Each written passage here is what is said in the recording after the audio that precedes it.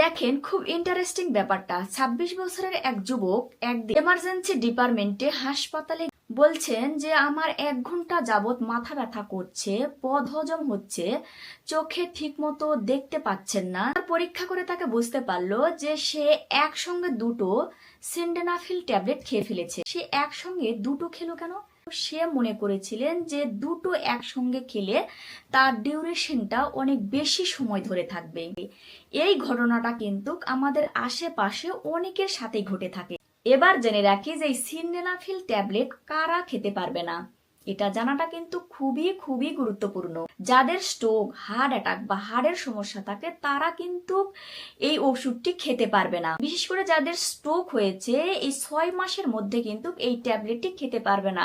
তবে সে খাওয়ার পূর্বে অবশ্যই ডাক্তারের পরামর্শ নিয়ে খেতে পারবে। আবার যাদের রক্তচাপ বেশি ১৭০, ১১০ বা তার বেশি, তারা কিন্তু এই ওষুধটি খেতে পারবেন। ক্ষেত্রে তারা এই ওষুধটা খাওয়ার আগে অবশ্যই ডাক্তারের সঙ্গে পরামর্শ করে তারপর খাবে।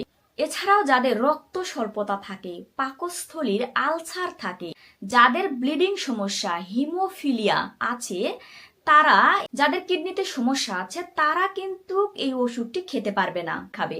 এবং যাদের বয়স ৬৫ বছরের বেশি তারা অবশ্যই ডাক্তারের সঙ্গে পরামর্শ করে খাবে। আপনারা যারা এই ভিডিওটি দেখছেন তারা অবশ্যই যাদের এই সমস্যাগুলো আছে বা যাদের বয়স ৬৫ বছর বেশি তারা কিন্তু অবশ্যই ডাক্তারের পরামর্শ নিয়েই ওই ওষুধটা খাবেন।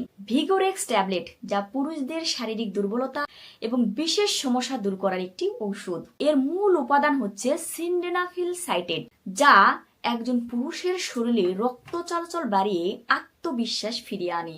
মনে রাখবেন, এটি কোনো জাদুকরি বা স্থায়ী সমাধান কিন্তু নয়, এটি একটি চিকিৎসাগত সহায়িকা। অনেকেই আছেন যারা ভিগোরেক্স ট্যাবলেট খেয়ে ভাবেন যে এটাই বুঝি যৌন সমস্যার আসল সমাধান। তবে একটা সোজা কথা জেনে রাখুন, ভিগোরেক্স কিন্তু কোনো চিকিৎসা নয়, এটা একটি ওয়ান টাইম যৌন উত্তেজনামূলক ঔষধ। ভিগোরেক্স ২৫-এ সাধারণত সিন্ডেনাফিল ২৫ মিলিগ্রাম থাকে। মনে রাখবেন, এটি সাময়িকভাবে বা সাময়িক সময়ের জন্য রক্ত প্রবাহ বাড়িয়ে কিছু সময়ের জন্য উত্থানে সাহায্য করে। এটা কিন্তু আপনার শরীরের ভিতরের রোগের যে মূল কারণ সেটা কিন্তু একদমই সারায় না। এই ধরনের ওয়ান টাইম ওষুধ যখন আপনি নিজে নিজে নিয়মিত খাবেন, এটা কিন্তু আপনার কিডনির উপর গুরুত্বপূর্ণ চাপ সৃষ্টি করবে। যাদের কিডনির সমস্যা, ডায়াবেটিস বা উচ্চ রক্তচাপ, তাদের ক্ষেত্রে কিন্তু আরো মারাত্মক।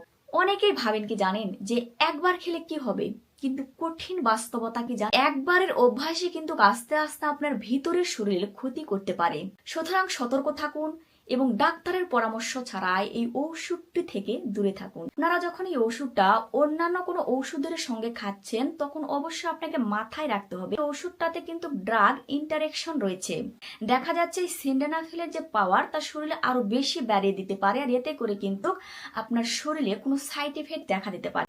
যারা হার্টের পেশেন্ট তাদের কিন্তু এই ওষুধটি খাওয়া যায়। ব্লাড প্রেশার কমিয়ে দেওয়ার ওষুধ, এই ওষুধের সঙ্গেও কিন্তু যাদের ব্লাড প্রেশার আছে এই ওষুধটা খাচ্ছেন তাদেরও কিন্তু এই ওষুধের সাথে ওই সিন্ডেনাফিল ওষুধ খাওয়া যাবে। অ্যালকোহল, এমন তো দেখা যায় যে অ্যালকোহল খাচ্ছে এর সাথে আবার এই সিন্ডেনাফিল ওষুধ খাচ্ছে, এটা কিন্তু করা যাবে না, এতে কিন্তু রোগী মারাও যেতে পারে। এছাড়াও কিটোকোনাজল, এগুলো কিন্তু অ্যান্টিফাঙ্গাল, এগুলোর সাথেও কিন্তু এই সিন্ডেনাফিল ওষুধ খাওয়া যাবে না। এই সিন্ডেনাফিল ট্যাবলেট খাওয়ার পর কিন্তু কিছু সাইড এফেক্ট দেখা যায়। যারা এই ট্যাবলেটটি খেয়েছেন বা যারা খাননি তারা সকলেই জেনে রাখুন। বিশেষ করে প্রথমত মাথা ব্যথা, অনেকের মধ্যেই কিন্তু এই সমস্যাটাই বেশি দেখা যায়।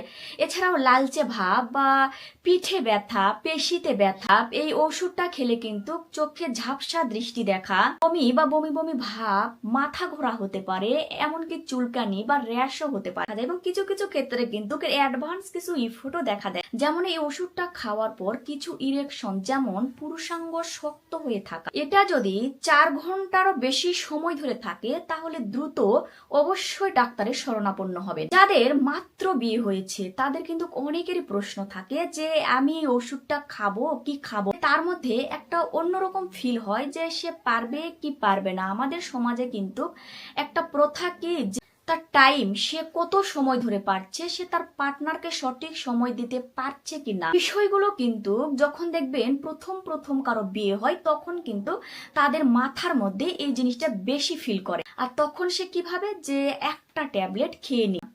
তবে অবশ্যই মাথায় রাখবেন যে এই ওষুধটা কিন্তু দরকার ছাড়া কখনো খাওয়া যাবে না। আর তখন কিন্তু তারা ওই ওষুধ ছাড়া কিন্তু কোনো কাজ করতে পারবে না।